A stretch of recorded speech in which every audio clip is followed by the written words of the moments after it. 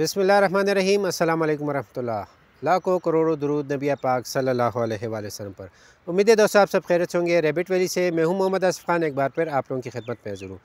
अच्छा दोस्तों, आज की वीडियो ख़ास उन भाइयों के लिए जो कि खरगोश फार्मिंग करना चाहते हैं और अक्सर एक ही सवाल होता है कि हम खरगोशों को क्या खिलाते हैं और ख़रगोश फार्मिंग के लिए ऐसी क्या चीज़ ज़रूरी है जिससे खरगोश फार्मिंग जो है वो आसानी से हो सके और उसमें ज़्यादा मुनाफा कमा सके। अच्छा दोस्तों, ये साथ में हमारा शेड है जहाँ पर हमने खरगोश रखे हुए और इसके साथ ही हमने लूसन लगाया हुआ है। ये आपको नज़र आ रहा होगा, ये सारा आखिर तक ये लूसन लगा हुआ है। वहाँ से हमने कटाई कर ली है ये इस साइड से, और ये अभी लगे हैं यहाँ पर हम कटाई कर रहे हैं। तो आप में से जो भी खरगोश फार्मिंग करना चाहता है तो ये देखिए, ये लूसन है, इसमें भी घास भी काफ़ी हो गई है। बहरहाल ये घास एक दो दफ़ा कटने से ये ख़त्म हो जाएगी। तो इसमें ये जो लगा हुआ है ये लूसन है, आपको नज़र आ रहा होगा। इसकी ये डंडी जो है ये पतली होती है, ठीक है। ये जिस तरह शोतल में होता है, शोतल का ये होता है कि शोतल में वो उसकी डंडी जो होती है वो थोड़ी सी मोटी होती है और उसमें गैस सा होता है, और ये बिल्कुल पतली सख्त सी है। मैं आपको बता दूं, ये आप देख सकते हैं। तो इसमें उस तरह गैस का इशू नहीं होता, और इसको भी हम पहले दिन कोशिश करते हैं कि ना खिलाएं, मतलब आज जो काट रहे हैं ये कल खिला दें तो ज़्यादा बेहतर होता है। ये इसीलिए हम देते हैं कि एक तो ये इंतहाई हाई प्रोटीन चारा है, हाइब्रिड है। तकरीबन एक दफ़ा आप लगाएंगे तो ये 5 साल तक होता रहेगा। इसको बस आपने फिर दोबारा बिजाई नहीं करनी, यहाँ आपने सिर्फ खाद और पानी लगाना है इसको टाइम टू टाइम, और अगर जो स्प्रे वगैरह होता है वो करना है।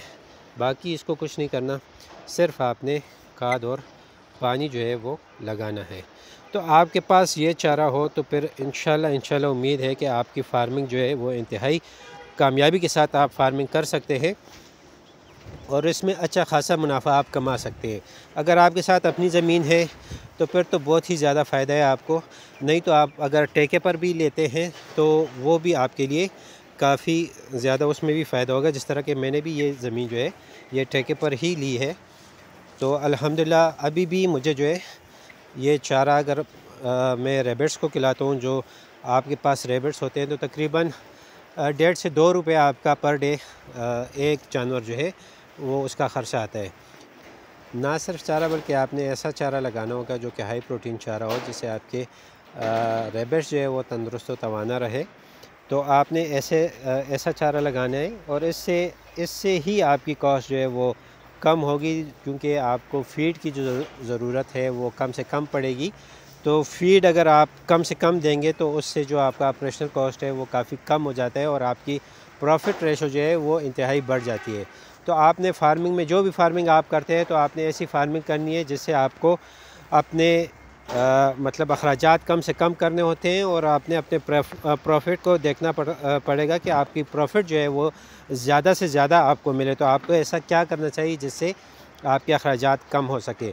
तो रैबिट फार्मिंग में लूसन जो है ये इंतहाई बेस्ट चारा है, जिससे रैबिट की ग्रोथ में काफ़ी ज़्यादा असर पड़ता है। इंतहाई तेज़ी के साथ इनकी ग्रोथ होती है। मिल्क प्रोडक्शन जो है वो जो मादाएँ दूध पिलाती है तो काफ़ी ज़्यादा उनकी मिल्क प्रोडक्शन जो है वो बढ़ जाती है, तो जिससे आपके बनीज़ जो है वो माशाल्लाह से अच्छी तरह से ग्रोथ करते हैं।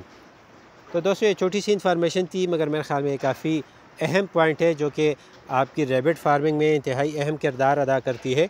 तो आपको भी चाहिए कि आप अगर फार्मिंग करना चाहते हैं तो प्रॉपर प्लानिंग से फार्मिंग शुरू करें, और ऐसी जगह पे आप लूसन लगा लें जहाँ पर वो ज़मीन जो है वो 3 से 5 साल के लिए आपको अवेलेबल हो, और आप वहाँ पर लूसन लगा लें।